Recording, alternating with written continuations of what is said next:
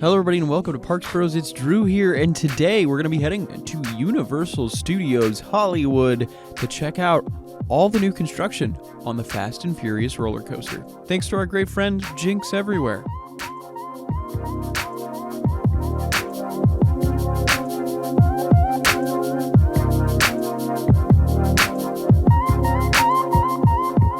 Before we talk about the roller coaster itself, I just wanted to cover a couple of small updates around the park itself, including the fact that Honeydukes in Hogsmeade has officially reopened with a new layout inside, and it also now includes an ice cream stand. So if you're looking for frozen treats outside of frozen butterbeer, you can get some ice cream inside of there now. There's also a pretty big change outside of Harry Potter and the Forbidden Journey, with this brand new building taking up the extended queue of the ride. This semicircular structure sits just to the left of the entrance, and while it's not confirmed what it is quite yet, I could see this being another shopping location, or in my wildest dreams, it would be a renovated locker system, kind of like what they did in Orlando a couple years ago, moving the lockers outside of the castle, just making traffic flow a little better, but we'll just have to wait and see on that. Last mini update though, before we head to the coaster itself, is the fact that the studio tour is officially celebrating 60 years this year, and to celebrate, they are changing some of the trams over into glamour trams, kind of recreating the old style of 60 years ago, which is just really cool. Finally though, let's start talking about this major coaster construction all over the hillside of Universal Studios Hollywood. The biggest things right now is where the presumed station building stands now houses multiple track pieces as well as supports and a raised concrete pillar structure holding up said track. This one piece of track that has officially been put up thus far seems to be in the same style as the switch track on Incredicoaster, which would potentially allude to a dual loading station to make getting on and off the ride a lot quicker, as well as just pump the numbers of how many people can get on this roller coaster up.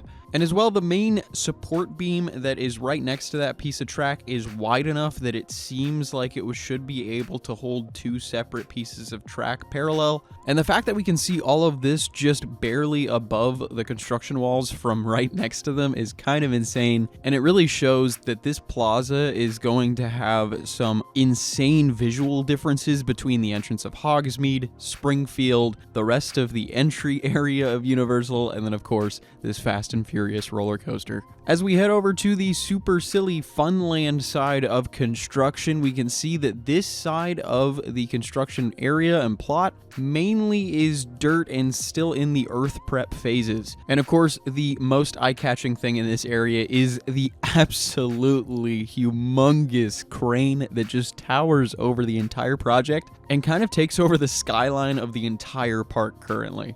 Underneath that crane, of course, you can see tons of work going on with the earth and making sure it's ready to go. Especially since this project is on the side of a hill, it's going to be more difficult and will take a longer amount of time to get everything ready to go, and there will probably be tons of retaining walls. That's kind of a spoiler for later, but we'll get back to that. From this angle though, you can see a much clearer view of what I would presume is the station, and of course its coinciding retaining wall just off to the side, and tons of prep for new concrete, as well as tons of other stuff that's going to be going on there in the future. From this angle though, we can also see the beginnings of holes being dug out that will eventually be filled with concrete and steel to create footings for the supports. And I gotta say, this is one of my favorite things about seeing this project so far, is the fact that you can actually watch the timeline of the ride construction process in real time, with the station being the most built up part, and if you follow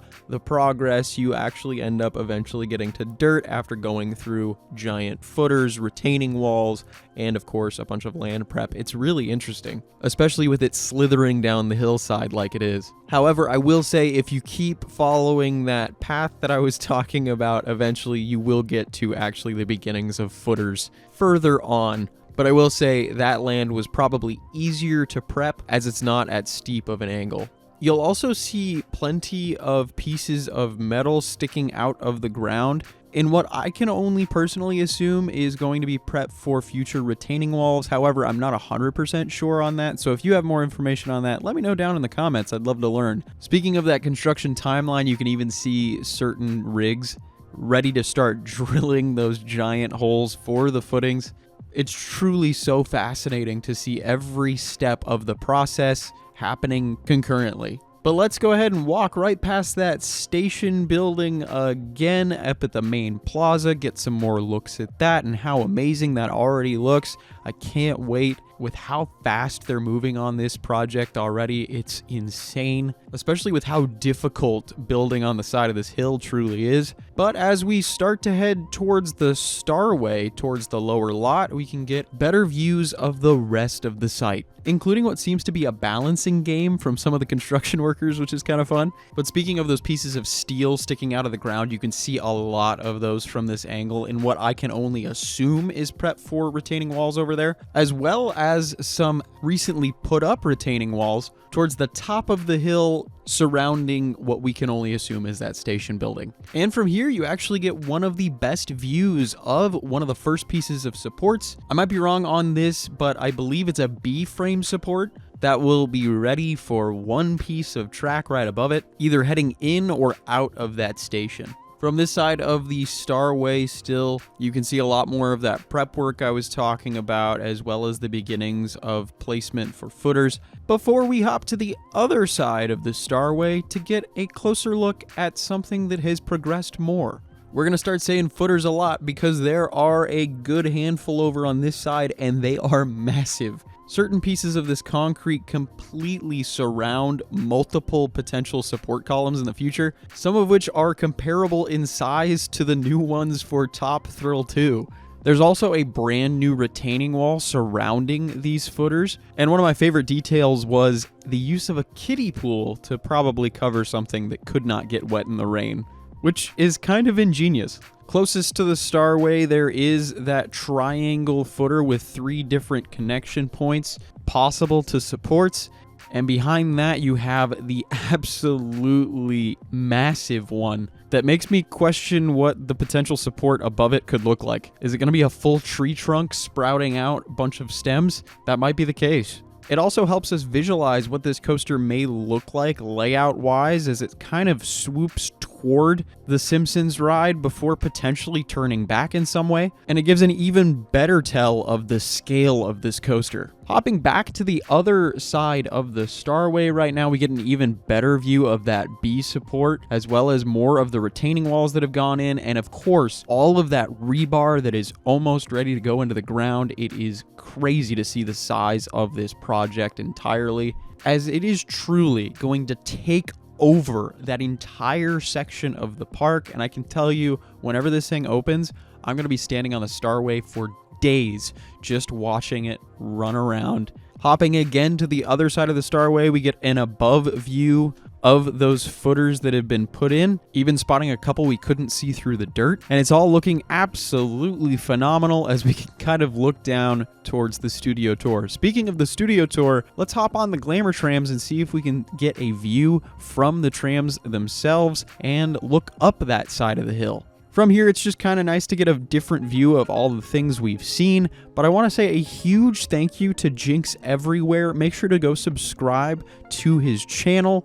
If you haven't, he has some brilliant videos actually featuring yours truly. But I want to say thank you all so much for watching. I truly do appreciate it. And make sure to subscribe if you haven't, because we're hoping to do a bunch of construction updates on this coaster and more in the future, as well as tons of reviews and visiting all the parks in SoCal. So with that, thank you so much for watching. I really do appreciate it. And until next time, we'll see you on the next ride.